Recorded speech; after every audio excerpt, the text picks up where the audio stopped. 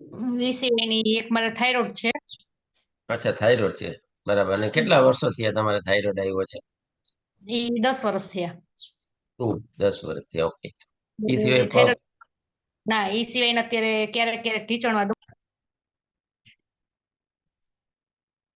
Okay, તમે unmute થઈ ગયા છો. મ્યુટ થઈ ગયા. હા, યસ. ઠીક છે. થાઇરોઇડ સિવાય કોઈ તકલીફ નથી ને? ના, એના ક્યારેક ઢીચણ હવે દુખે છે, ક્યારેક દુખે ક્યારેક ન દુખે. અચ્છા, એટલે શરૂઆત થઈ ગઈ છે. પણ હજી શરૂઆત થઈ છે. તમે ખાસ એક એવા ટાઈમ પર તમને ભગવાને આ પ્લેટફોર્મ આપ્યું છે અને પુષ્પાબેને તમને મદદ કરી છે ને. બેન એવું. અને કેટલા એ તો દિવસ છે તમે એ તો હર્ષિતાબેન આ રાણી જેવી ચા અને રાજા જેવો નાસ્તો? કમ્પ્લીટ થઈ ગયો. હમ. અરે વાહ, કેટલા દિવસ થયા તમે? 2 દિવસ થયા. હમ. અચ્છા, 2 દિવસનો અનુભવ કયો બેન.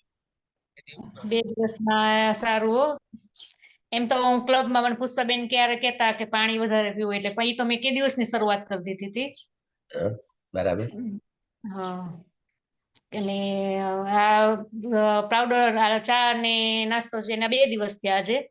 હમ. સવારે હું વહેલી ઉઠી જાઉં છું, એટલે વહેલો નાસ્તો કમ્પ્લીટ થઈ ગયો. 5 વાગે ઉઠી જાઉં છું. હા, વેરી ગુડ. જોરદાર. બહેનોને કંઈક કામ હોય અથવા બહારગામ જવાનું હોય અથવા કંઈ એવી ડ્યુટી હોય તો થોડું વહેલું ઉઠવું પડે. પણ 2 દિવસની અંદર તમને આખા શરીરમાં આમ કેવું ફીલ કરો છો એ કયો? મસ્ત હો, આમ મજા આવે એમ થાય. અરે વાહ. જો આજે શબ્દ 2 વખત સાંભળવા મળ્યો, મજા આવે. મનસુખ સરે કીધું કે હવે મને તો મજા જ આવે છે, અને હર્ષિતાબેને કીધું મજા આવે છે. તો આ મજા છે ને તમારા લાઈફમાં દરરોજ રહેશે. અને પુષ્પાબેન અને તમે ડેઈલી તમારી અનુકૂળતા એ 1 વખત, વીકમાં 2 વખત, 3 વખત વાત કરી લેવી. કાંઈ પણ તકલીફ પડે તો પહેલું કામ તમારે પુષ્પાબેનને પૂછવાનું છે. Okay okay. બરાબર. બરોબર. Thank you હર્ષિતાબેન.